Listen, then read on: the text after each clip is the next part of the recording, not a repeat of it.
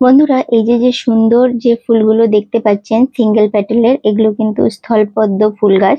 2 বছর আগে এর মাদার প্লান্টটা কিনে এনেছিলাম, তবে এই গাছটা কিন্তু ডাল থেকে চারা তৈরি করে করা, তার ভিডিও আমি আপনাদের সঙ্গে অলরেডি শেয়ার করেছিলাম।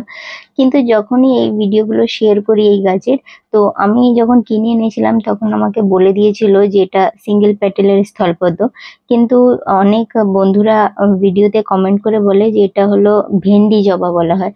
তো যাই ফুল হোক, কিন্তু দেখতে ভীষণ সুন্দর, আর এটা কিন্তু সারা বছরই ফুল হয়।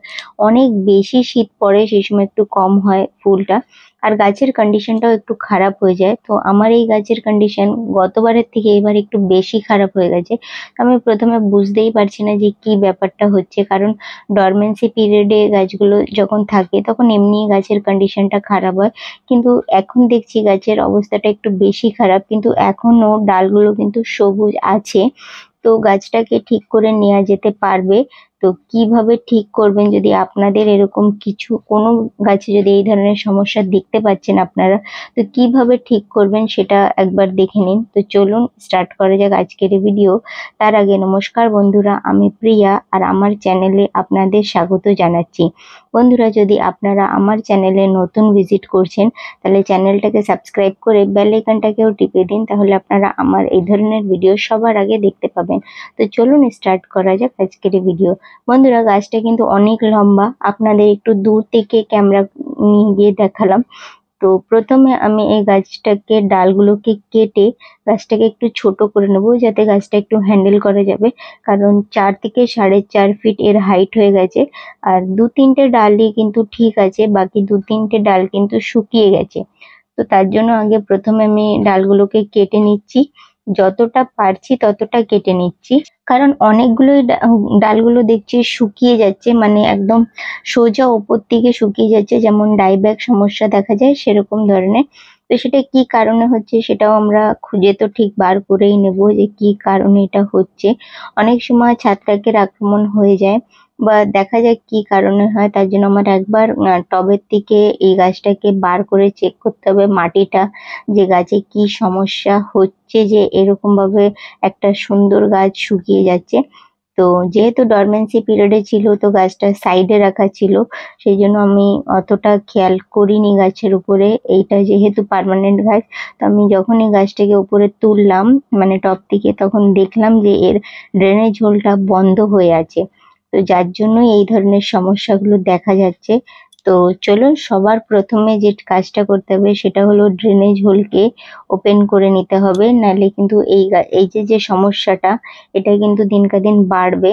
তো সবার প্রথমে দেখুন এই ড্রেনেজ হোলটা বন্ধ হয়ে আছে, তো সেই জন্য এটাকে আগে খুলে দিতে হবে। তো খোলার জন্য আমি একটা শুকনো ডাল নিয়ে এসেছি, সেটা দিয়ে এটাকে খুলে দিচ্ছি, ওপেন করে দিচ্ছি ড্রেনেজ হোলটাকে। তো যাই হোক, এইভাবে আপনারাও চেক করবেন আগে যে গাছে কি সমস্যা আছে, সব গাছের সমস্যা এক হয় না। আপনারা যখনই টবে থেকে গাছটা বার করবেন তখন দেখতে পাবে অনেক সময় পিঁপড়ে লেগে যায়, অনেক সময় দেখা যায় ছত্রাক লেগে যায়, অনেক রকমের। এবার গাছটাকে আবার কিন্তু আমি যে টবে ছিল সেই টবে আবার বসিয়ে দিচ্ছি, কারণ মেন সমস্যাটা আমরা ধরে নিয়েছি আর সেটাকে ঠিকও করে দিয়েছি।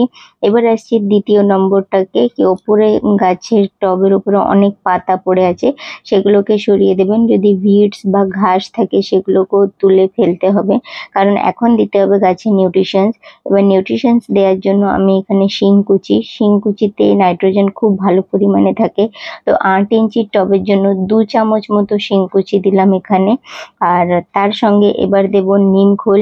নিমখোলটা দেওয়া খুব জরুরি, কারণ কি পিঁপড়ে বা কোনো রকম এমনি কোনো আহ, অসুবিধাও হলে তখন নিমখোল দিতে হয়। তো 3 চামচ মতো এখানে নিমখোল দিলাম। তার সঙ্গে আমি এখানে দিচ্ছি সর্ষের খোল, এটা 2 চামচ মতো। আমি পরিমাণটা বলে দিচ্ছি, হাত দিয়ে দিলেও আমি কিন্তু পরিমাণটা বলে দিচ্ছি আপনাদেরকে পুরোভাবেই। তারপরে এখানে দেব আমি হাড়ের গুঁড়ো 2 চামচ মতো দিয়ে দিলাম। তো এইভাবে আপনারাও যতটা পারবেন জৈব সারই এই সময়টা দেওয়ার দরকার। তার সঙ্গে এখানে দিচ্ছি অ্যাপসাম সল্ট। অ্যাপসাম সল্টটা কিন্তু 1 চামচ ভর্তি করে না, একটু কম আছে। আর অনুখাদ্য বা সিউইড সেটাও কিন্তু 1 চামচ ভরে দেইনি, একটু কম আছে, মানে আধা চামচের থেকে একটু বেশি, 3 ভাগ মতো দেবেন আপনারা 1 চামচের মধ্যে। তো এইভাবে দেওয়ার পরে মাটিটাকে ভালো করে খুঁচে নিতে হবে। খুঁচে নেওয়ার পরে এবার আসছি মেইন যে ট্রিটমেন্ট করতে হবে গাছটার সেটাতে। যেহেতু গাছে ছত্রাকের আক্রমণ দেখা যাচ্ছিল, যেহেতু পচে যাচ্ছিল, শুকিয়ে যাচ্ছিল ডালগুলো, তো এখানে ফাঙ্গিসাইড পাউডার নিলাম আমি হাফ চামচ মতো একটু। নেওয়ার পরে একটা পেস্ট বানাতে হবে, তো 2-3 ফোঁটা মতো এখানে জল দিয়ে দিলাম। তারপরে যেখান থেকেও আমাদের মনে হচ্ছে যে গাছের শুকিয়ে যাচ্ছে সেখানে আমরা এই ফাঙ্গিসাইডের পেস্টটা লাগিয়ে দেবো। একটু ভালো করে বেশি করে লাগিয়ে দেবেন যাতে গাছটা কোনো রকম আর এই ধরনের সমস্যা না দেখা যায়। আর তারপরে যে মানে যেটা থেকে যাচ্ছে সেটা আমি এই জলে, একটুখানি জল আছে, অনেক বেশি জল না কিন্তু, এখানে বেশি জল হয়তো 300 ml মতো জল হবে, তাতে যতটা ছিল ওইটা আমি গুলে দিলাম। আর তারপরে কিন্তু এই জলটাই কিন্তু আমরা এই গাছে দিয়ে দিচ্ছি। তাহলে কি হবে, মাটি থেকেও ছত্রাকের আক্রমণ হবে না। আর দ্বিতীয় কথা, গাছেও কিন্তু ভালো করে এই ফাঙ্গিসাইডের পেস্টটা লাগিয়ে দিয়েছি যাতে আমাদের গাছে এই ধরনের সমস্যাটা না দেখা যায় আর গাছটা যেন ভালোভাবে আবার গ্রোথ করতে পারে।